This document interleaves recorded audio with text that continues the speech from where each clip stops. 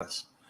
We've all seen the rising case numbers across the country and across Pennsylvania as more contagious variants of COVID-19 spread all across the place. In states with lower vaccination rates, unfortunately, Pennsylvania is not among them, medical infrastructure is crumbling under the strain, as the number of people who need to be hospitalized with severe disease soars past what hospitals can actually handle. Earlier this month in Louisiana, a children's hospital was so overwhelmed by COVID cases that it had to call in emergency relief from a federal surge team. The nationwide surge is affecting Pennsylvania, just like it is the rest of the country. We're also experiencing an increased spread of COVID-19. Our success with vaccinations has helped to slow the spread here again, and it has helped keep our hospitalization numbers low. Pennsylvania is among the better states in the country. But the virus is reminding us once more that the fastest way to end this pandemic is to get as many people possible vaccinated. All this is happening while schools are trying to open their doors and start off another year. And it's undermining the hard work of our educators, our teachers, and our school staff. And they're doing all they can despite this to keep students in the classroom. We need our students to be in the classroom. We've all seen stories from across the nation of students in school for a matter of days and then who are forced to quarantine for weeks because of a COVID exposure. We've already seen that in some of the schools that have opened here in Pennsylvania. Our students, our children, all of us, we deserve better than that. Our teachers deserve a place to teach. Our students deserve a place to learn. And all of us deserve to have classrooms that are receptive and willing and able to keep our students and teachers safe. After all, learning in the classroom is vitally important for the social, the emotional, and the physical well-being of our young students. It's the future of our Commonwealth. They're in those classrooms. Our schools and students have experienced a lot of disruption over the past year and a half, but we have the tools now to keep them as safe as possible while they go back to school. Again, high vaccination rates in a community really help slow the disease, and we need to keep coming back to that. That is our strategy here in Pennsylvania, and it has been working. While the majority of children can't be vaccinated yet, we know that there are other reliable ways to protect them, those who can't be vaccinated, from the spread of the disease, including wearing masks indoors. Wearing a mask in school is necessary to keep our children in the classroom and to keep COVID out of that classroom. So to that end, the Department of Health is directing all early learning and child care and K-12 private and public schools across the country, across the state, to require students and staff to wear masks when they're indoors. This is necessary to our future as a Commonwealth. Among numerous organizations calling for this very, very reasonable precaution are the CDC, the American Academy of Pediatrics, and the Pennsylvania State Education Association. The majority of Pennsylvanians agree with this. Recent polling has shown that Americans and Pennsylvanians are largely in favor of masking in schools. And here in Pennsylvania, my office has seen an outpouring of messages and calls, primarily from parents of young children concerned about the lack of mask requirements in the schools they're sending those children to. Those parents and community members are asking for our help to keep their kids safe in school, especially in places with high or substantial rates of transmission, which now actually includes every single county in Pennsylvania. It's crucial for students and staff to wear masks in school. This is a necessary step to keep our students and teachers safe and in the classroom, where they all need to be and where we want them all to be. When students and teachers go home at the end of the day, it's going to keep their families safe too. Secretary Beam is going to give you more details in a moment, but the point is doing nothing right now to stop COVID-19, that's just not an option. Doing nothing is going to mean more sick kids. It's going to mean more days out of school. It's going to mean more grief for our communities and more problems for our economy. Quarantine at home, parents have to call off work. And again, that's bad for our workplaces. It's bad for them. It's bad for all of us. We have to act now to protect our students and our teachers. We need to put politics aside. We need to get back to what matters. Keeping students safe and keeping students in the classroom. That's what we need to do. Our Commonwealth and our nation are in a different place now than we were just a month ago.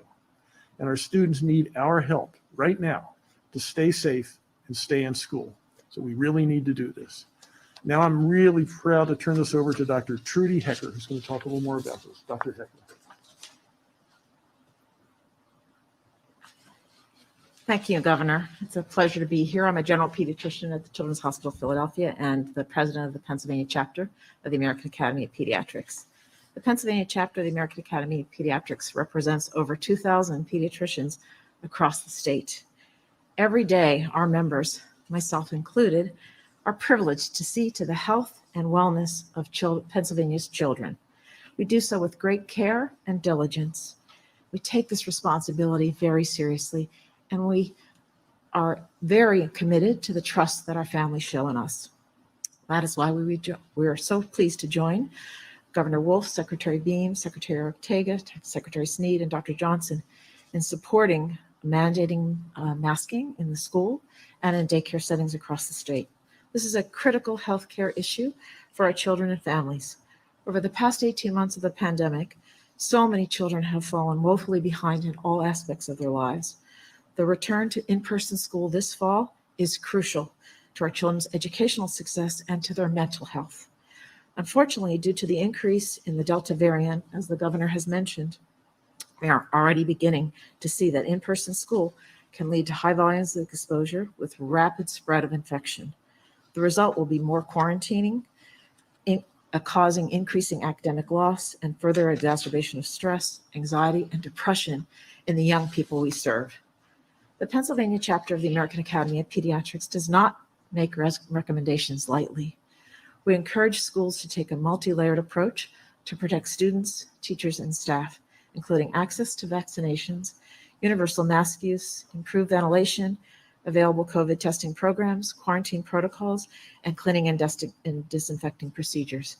Combining these layers of protection will make in-person learning safe and possible for our children in Pennsylvania. Evidence clearly demonstrates that vaccination remains our best defense in protecting our communities against COVID. Vaccines work. I've seen it in my lifetime. However, a large segment of our population currently is not eligible to be vaccinated. That is, children under 12 years of age simply don't have the choice to get the immune protection that immunization offers. So it falls to us, their parents, their pediatricians, government officials, to protect them. Immunizing the adults in a children's lives is essential, but not enough. Masking is the next best defense in that multi-layer approach to fighting against COVID-19. In fact, last year, at the height of the pandemic, prior to widespread vaccine availability, many of Pennsylvania's schools did remain open with little spread of COVID, mostly due to the mask mandates. In fact, masking provided protection of students and staff against the spread of other respiratory illnesses, including flu and RSV. At our hospital, we saw very little disease states because of the masking and children who were quarantined at home. A recent study from the Greater Atlantic School System this month compared schools with optional versus mandatory mask use. After the first 2 weeks of school, they found a significant decrease in COVID test positivity rates in those schools that used masks as opposed to those who did not. So within 2 weeks, we saw effects on children in those schools. That is why the AAP guidance on a safe return to school hinges on masking. The Pennsylvania chapter of the AAP, the national AAP, and the CDC all recommend that all students older than 2 years of age and all school staff wear face masks at school unless there are developmental or medical contraindications. In addition, we applaud the governor's and Secretary Beam's efforts to provide timely COVID testing resources in the schools as well as vaccines in the school setting to make sure that we're accessible for all children regardless of health equity concerns. The PAAP remains available as well for collaboration with school districts across the Commonwealth to provide information on COVID-19, on testing and vaccinations to enable a safe return to school. We do recognize that many parents are apprehensive about COVID-19 vaccines and masking. We want to reassure you that the medical community, particularly the pediatricians in the state of in and supportive masking as a temporary measure until the pandemic slows and with a decrease in the viral transmission rates and availability of vaccines for children over 5. We all know that that will make a difference. So we all share that we want what's best for children. Please don't hesitate to reach out to us, to reach out to your pediatrician for any of your concerns. We are here to help you. Working together, we want to set children up for success, educationally, emotionally, and physically. And now I have the extreme honor to introduce Secretary Bean.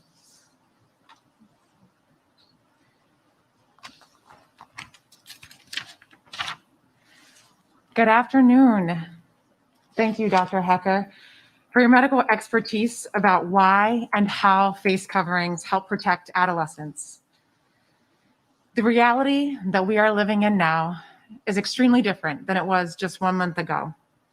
In the global battle against the COVID-19 pandemic, Pennsylvania, along with the rest of the nation, is seeing steep increases in cases, hospitalizations, and deaths due to COVID-19. In July, we were seeing fewer than 300 new cases of COVID per day across the state. Now we are seeing more than 3,000 cases per day. Hospitalizations from COVID are up. 1,850 people are in the hospital just today because of COVID-19 versus 245 in mid-July. Sadly, the number of deaths attributable to COVID-19 is also up. 21 new COVID deaths reported today versus just 10 in mid-July. These are alarming facts, but what is most concerning to me as Secretary of Health is that the number of cases among Pennsylvania kids between 0 and 17 years old rose by 277% between mid-July and August 28th. Let that sink in for a second.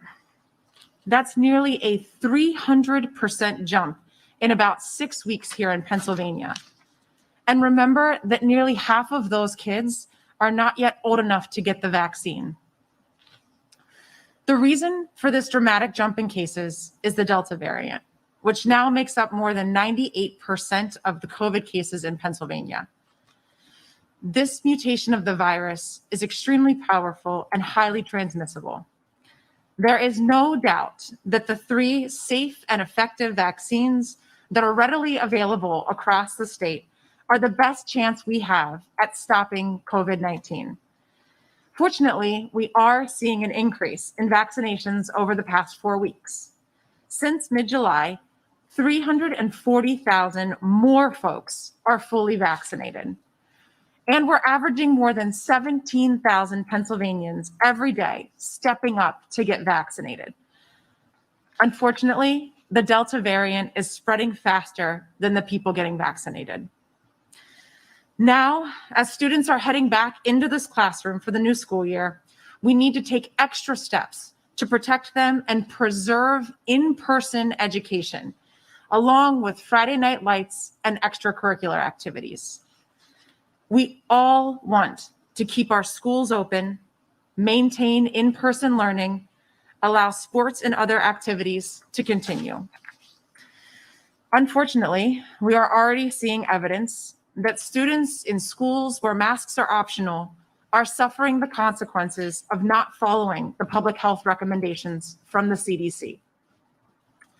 Just last Friday, the lights were off and football fields were empty at Pleasant Valley School District in the Northeast, Panther Valley School District in the Lehigh Valley, Annville-Cleona School District in Lebanon County, and Eastern Lancaster County because of COVID cases at Susquehanna High School's team.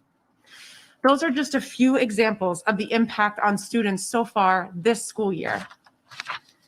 In many states, students went back to school earlier than they're doing here in Pennsylvania. According to some national media analysis, over 90,000 students across 19 other states had to quarantine or isolate in the first couple of weeks of this school year. Last week, the United States Department of Health and Human Services was reporting that more than 1,400 COVID-19 patients were hospitalized in pediatric units across the nation. Here in Pennsylvania, just since school began reopening, more than 5,000 students have tested positive. We've also who need in-person education. Their kids' health is in jeopardy by the district ignoring the CDC's masking recommendations in schools. We know from the CDC guidance that there is less need to remove students from the classroom if the students are vaccinated and if they are properly wearing a mask.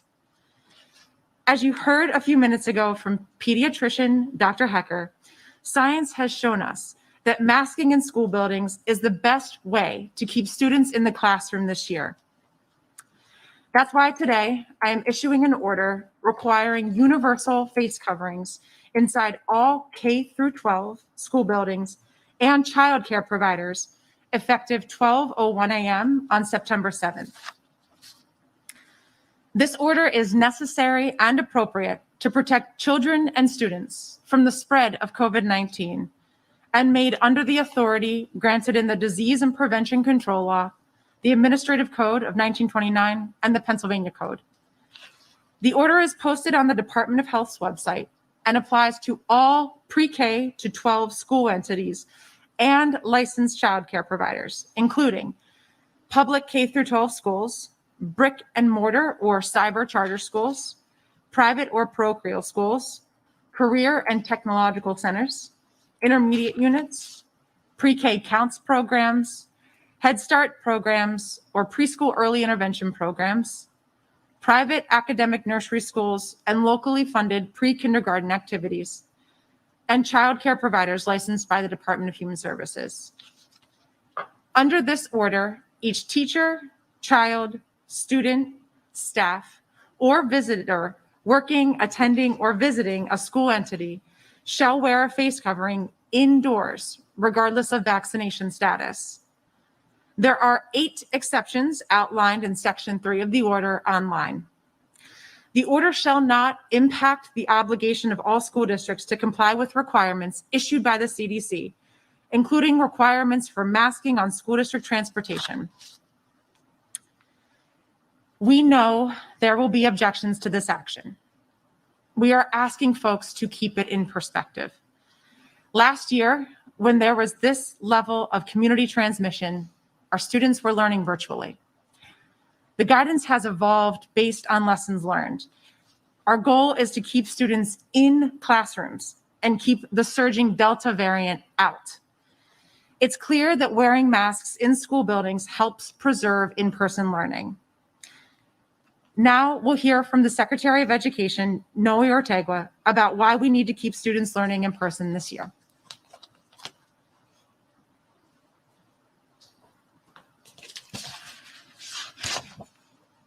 Thank you, Secretary Beam.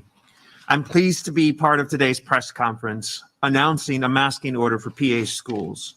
Schools across Pennsylvania are preparing to reopen, or many of them have already opened, for in-person teaching and learning.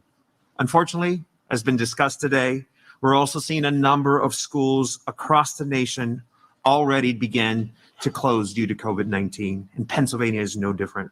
I can't stress this enough. It is our duty to do everything possible to minimize the transmission of COVID-19 in our schools and maximize the opportunities for students to safely learn in person. Acting Secretary Beam's masking order, especially when layered with mitigation strategies like COVID-19 vaccines and testing, will help our schools reduce the spread of COVID-19, protect their communities, keep students and educators where we know it's vital for them to be, teaching, learning, and growing together safely in the classrooms.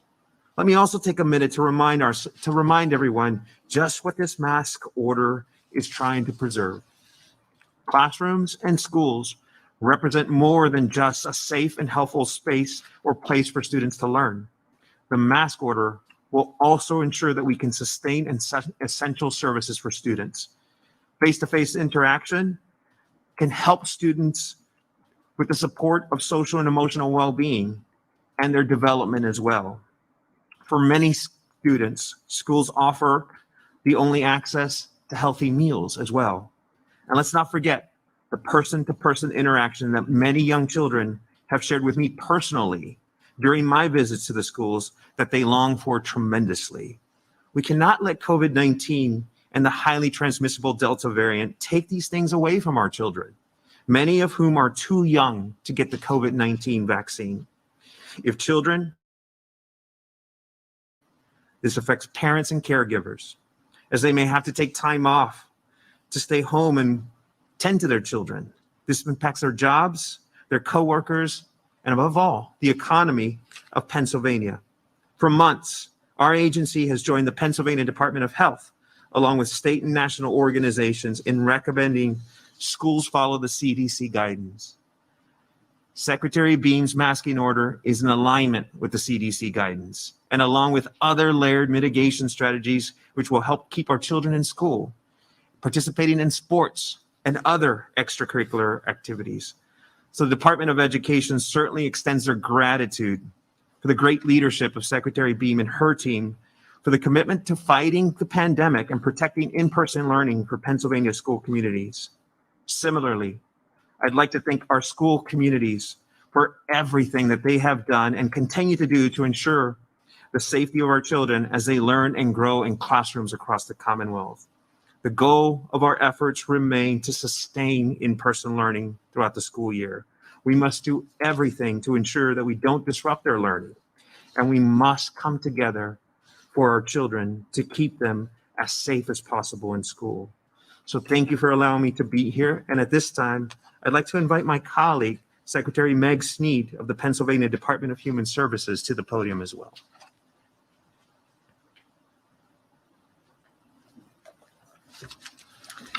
Good afternoon. Thanks, Nellie. My name is Meg Snead, and I'm the Acting Secretary of the Pennsylvania Department of Human Services.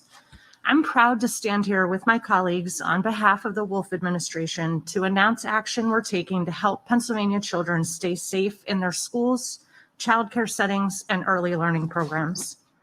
I'm a mom to two girls, ages 4 and 7.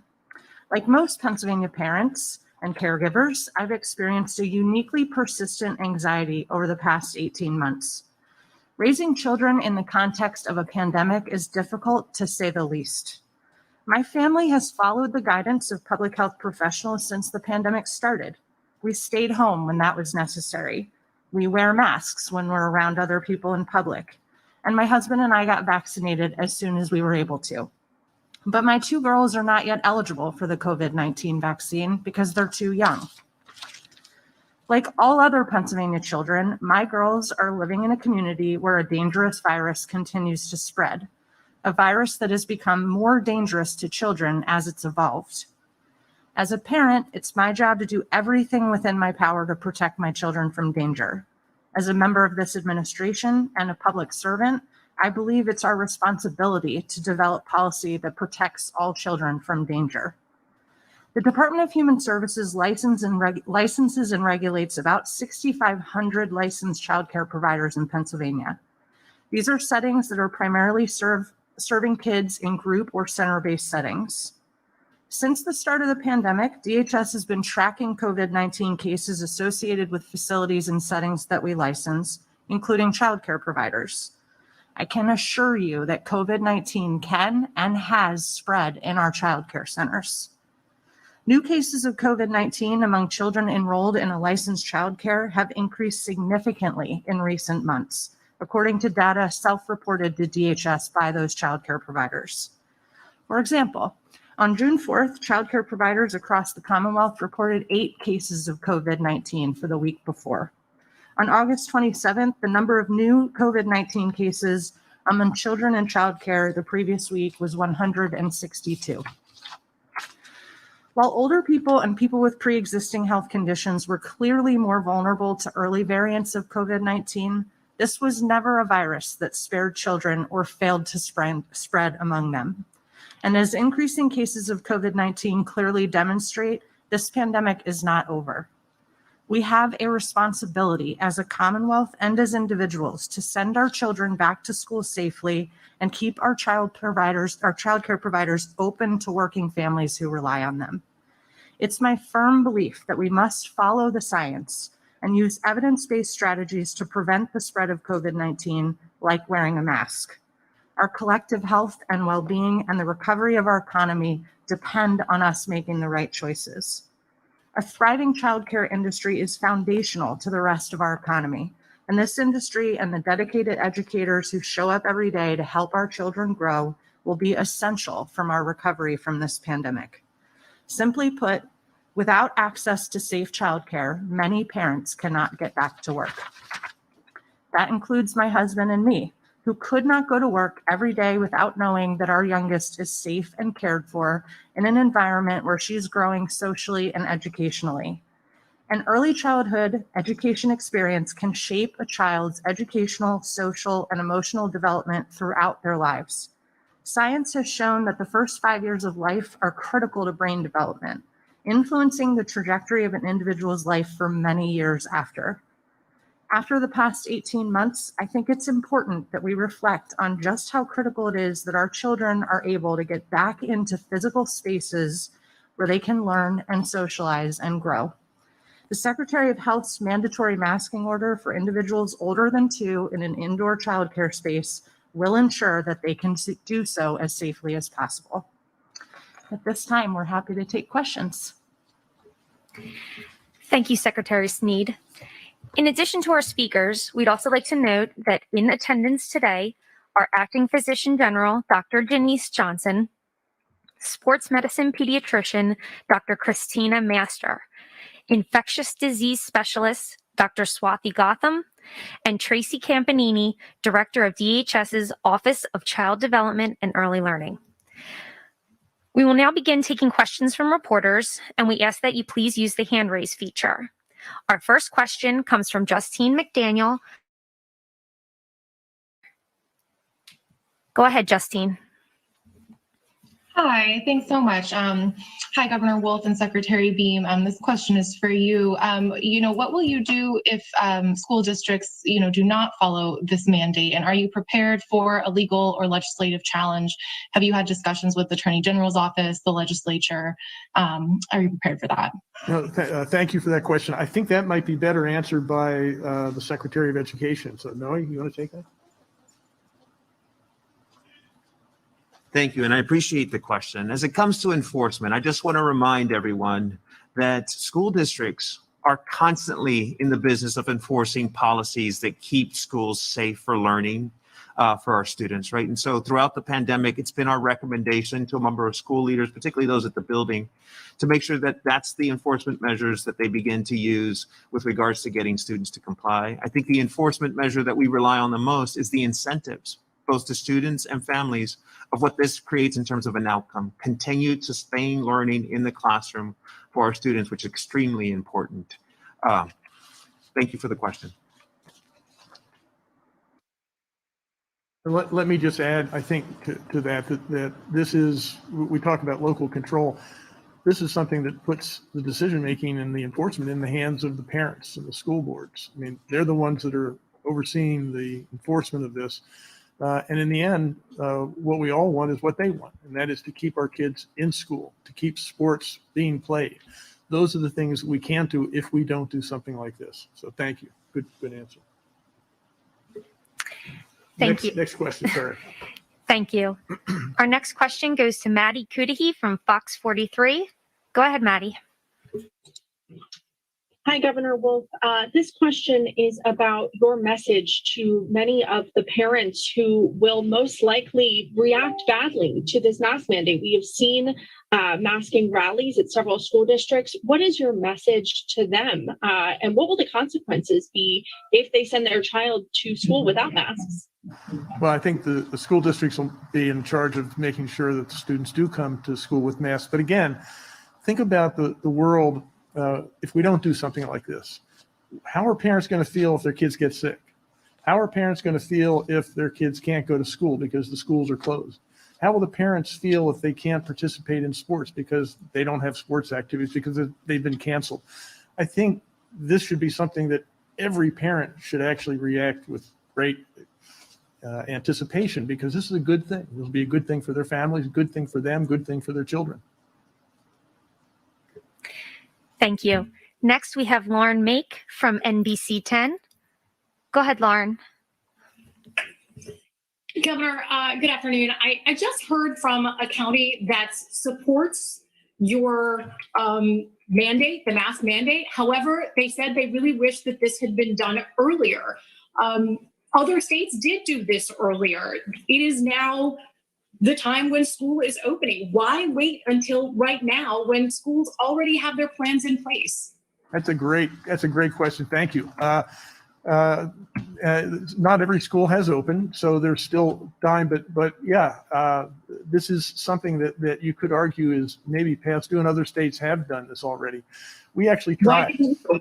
We actually tried. We sent out guides and said, we'd like to have the school districts take responsibility for this. Turns out right now, more than half of the school districts have not taken action. So then I sent a letter, which I think you've seen, a public letter to the leaders of the General Assembly to say, how about you take the lead on this? I mean, I want to be collegial in this, and I think we ought to be working together. We all care about our children. Let's do this for the Commonwealth of Pennsylvania, for our citizens, for our future. They sent me a letter, I think it was public, that you also saw, that said they didn't want to do it. So this is where we are right now. I'm the one left holding the bag. I'm the one that has to make the decision. And this decision comes out of the Department of Health, Secretary of Health's order. We are going to do it. So yeah, you could argue we should have done it. Pennsylvania should have done this earlier.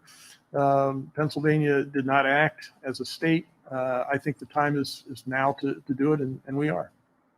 Governor, 3.5 weeks ago, you were in Philadelphia and you said the CDC is not mandating this, and neither am I, and that the decision should be left up to the districts. So do you no longer trust the districts to make this decision? Well, as I just said, I do, and I did, and 3 weeks ago, that's exactly what I was saying. I think it was 3 weeks ago. And where we are right now, as you point out, with many of the school districts, I'm not sure what percentage, but probably most of them at this point open, that less than half of the school districts have some plan, whether it's a full plan or a partial plan for masking. So I said, I'm recommending that school districts do this. This is the right thing to do. This is the right thing to keep kids in the classroom. That's what we want, to keep kids learning. This is what the future of Pennsylvania depends on. We need to do this. And after 3 weeks, we have less than half the school districts doing it. So we need to do something else. Thank you. Next, we have George Salas from WPVI. Go ahead, George. Good afternoon, everyone. Just a little bit more clarity on what the penalties under the Disease Prevention and Control are if school districts or people do not comply with this mandate. Well, I think that as I say, the real penalty is going to be imposed by parents upset with their school districts for not doing the right thing by their children. And I think that is going to be the biggest. I mean, maybe there are other things that can be technically done, but I think the big pressure on school districts is simply to do the right thing by their students, by their teachers, by their staff members, by their school bus drivers, by the parents who send their kids to schools. That's, I think, the biggest and going to be the most important enforcement mechanism as we move forward. Thank you. Good, Governor, but some people are going to adamantly oppose this. I mean, if they don't see any kind of real ramification, they may not comply. So is there any actual penalty besides just the shame of not doing it? I'm not sure why you say there's not evidence that this is important. I think that's why the good doctor has been here. We have a lot of evidence that this is really important, and we've seen that all across the country. So, and all you need to do is really look at what's happening in those school districts that are open that have not done this. You see games that have been canceled. The Secretary talked about that. We've seen schools where parents, their cell phones are pinging all the time with COVID cases that erupt in classrooms. I mean, you just got to look around. Common sense. This is something that if we don't do this, we're not going to have a school year with kids in the classroom, and that's going to be a lost school year for our children. Thank you. Next, we have Jamie Martinez from Spotlight. Go ahead, Jamie. Hi, thanks for taking questions, Governor. Several districts have already been sued over their mandates, whether it's parents in support of them or against them. So, in addition to the emotional toll and canceling events or keeping kids out of class, this has to be putting a financial strain on districts if they have to keep dealing with these legal challenges. Can the administration give them any support or any guidance in that respect? We'll certainly try. Let me turn this over to the Secretary of Education for some specific things. Thank you for the question. And I think what you're alluding to is with regards to the liability, has any support being lent to the schools and being able to do that? We offer constantly feedback and input to our school leaders as they're navigating this difficult decision, right?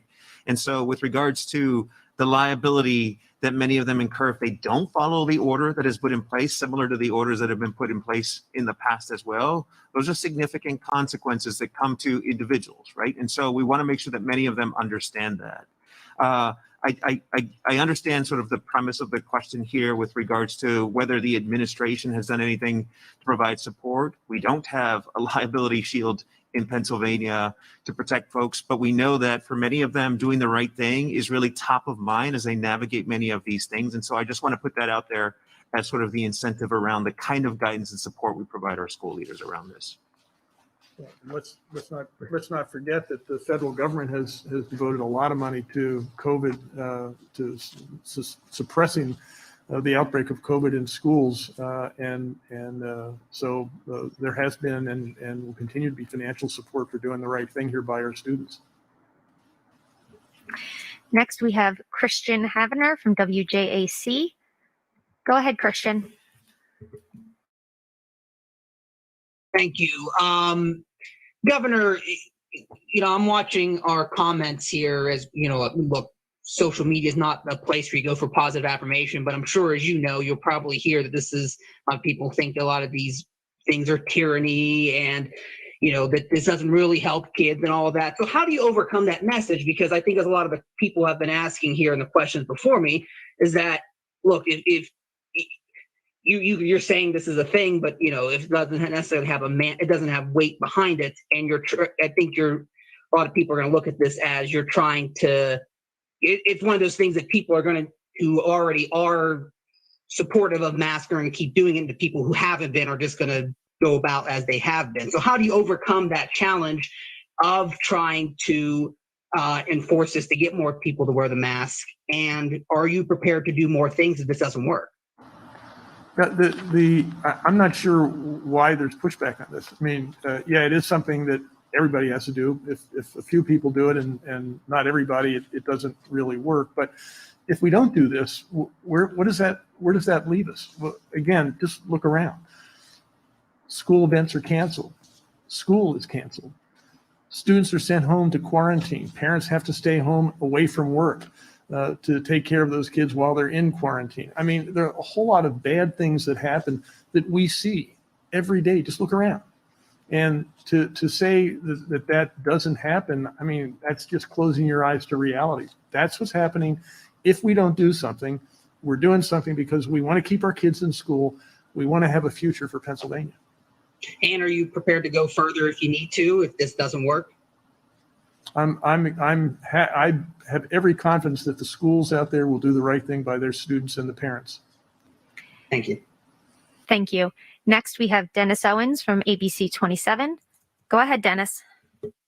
Hello, Governor. Thank you for doing this. I have a question of metrics. What exactly is the exit strategy? In other words, what are you looking for to say, okay, we can eliminate this mask mandate? And what happens if 3 or 4 school districts have still high transmission, but others don't? What can you tell me about when this goes away?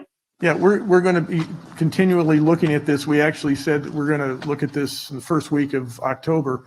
In the meantime, we'll be following the CDC guidelines. I mean, we are in an explosion of COVID all across the country, including among our children, and we need to address this as quickly as we can. And so we're doing that. But to your point, we will continue to come back to this and no later than the first week in October to see where we are. And again, what we're going to want to see is that this pandemic is going away, that our children are no longer threatened by this, that our education system is not threatened by this. We see that, and this will go away. but we're going to keep looking at that and starting in next month. So would there be guidance, say, every month? Okay, hey, we're still on this and we're not. How do you see this playing out? We're not going to, we don't have specific dates, but we're going to continuously look at this. I laid out the first week in October date just because I want to make sure you're saying I'm not just going to be looking at this and yeah, maybe we'll come back to, we actually have a specific, we have a specific date there. And I can pretty much assure you that the Department of Health will be looking at this every day. I'm looking at it every day. Thank you. Thank you. Next, we have Jim Melwart from KYW. Go ahead, Jim.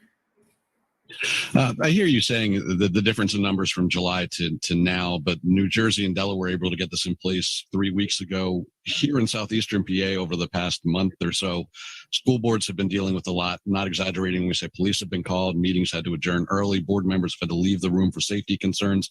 What do you say to them, to those members? And frankly, do you feel you owe them an apology, making them go through all that only to get here 3 weeks late? In other words, I think there was an earlier question of maybe we should have done this sooner. We can get into that. We're doing it now. We want to keep kids safe. We've tried to figure out different ways to approach this. The goal is to keep children in the classroom. And understand the goals, but specifically, what do you say to those board members whose lives have been threatened, whose safety has been threatened? Why couldn't this have been done earlier? Well, as I say, the effort was done, I don't know how many weeks ago, in terms of saying to the school boards, make this happen. These are the CDC guidelines. I want to have you make do the right thing here. That didn't happen.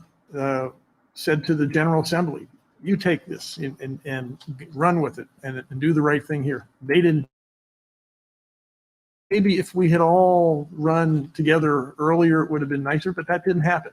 So I'm moving as quickly as I can here. Thank you. Next, we have Charlie Thompson from Penn Live. Go ahead, Charlie. Hi, Governor. In light of some of the previous questions about why you didn't do this sooner, I was also curious if you had a lot of internal debate in the administration about whether, in fact, you still had this power after the constitutional amendments were passed in May, and whether or not you could actually apply the disease prevention and control law to do something like this. Was there a lot of back and forth internally in the administration about whether you could move? And let me just be clear, this is not coming from an emergency declaration on my part. This is coming from an order that comes from, you said it was a 1929 law that gives the Department of Health the ability to look at the general health and welfare of our schools, including cafeterias, cleanliness of classrooms, all that kind of stuff. This is part of the power that exists there, and this order is coming from the Department of Health. But were you worried about whether you could actually use that law to take this kind of a step? No. Okay. Thank you. Next, we have Mike Rubenkamp from the Associated Press. Go ahead, Mike. Governor, I was about to ask you why you believe your administration has the legal authority to issue a statewide mask mandate, but I think you just answered that. You say that it has nothing to do with the emergency disaster declaration. It comes from the Department of Health, and it's a power and authority they have had since the late 20s, early part of the 20th century. Thank you. Next, we have Josh Byers from the Tribune Democrat. Go ahead, Josh. Hi there. Thanks for taking my question. Hey, I was just wondering, do you expect the members of the legislature to try and overturn this order? And if they're successful, what's the plan after that? I'm not sure how they would do that. So I'm not expecting that. I'm not expecting everybody in the General Assembly to be pleased with this, but I think that everybody recognizes this is a difficult decision. It has to be made, and I applaud the Secretary of Health for making it. I think they will too.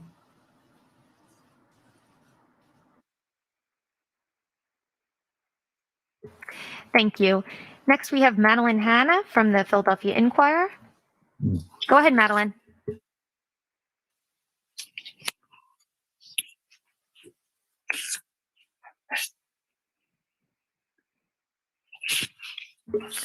Okay, next we have Tom Lehman from WGAL 8.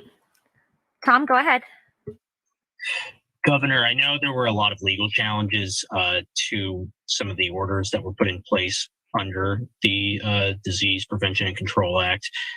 Specifically, I'm thinking about the Stickman ruling, and I understand that that was sent to appeals, and I understand that very recently that was sort of shelved, but that was not, my understanding is the ruling there was not that we're ruling on the merits of the case. So I'm wondering, are you concerned that there may be some kind, I don't want to say legal precedence, but there may be some argument that this could be brought to court and taken out through the judiciary system? No, I don't think so. I'm not a lawyer, but I think the Stickman case was overruled by the circuit court, Third Circuit. I think if you actually, and again, I want to point out, this is not a legal opinion. I'm not a lawyer, but I would think that if a state can't do this, if a community can't do this, then what justification is there for setting up stop signs or traffic lights or traffic rules or other rules of safety? I mean, I think one of the reasons government exists is to protect us, to protect our communities, protect our neighbors, our society. And that's simply what this is intended to do. Thank you. That's all the time we have for questions today. We'd like to thank Governor Wolf, Dr. Trudy Hecker, Acting Secretary Beam, Secretary Ortega, Acting Secretary Snead, Dr. Denise Johnson, Dr. Christina Master, Dr. Swathi Gotham, and Tracy Campanini. That concludes today's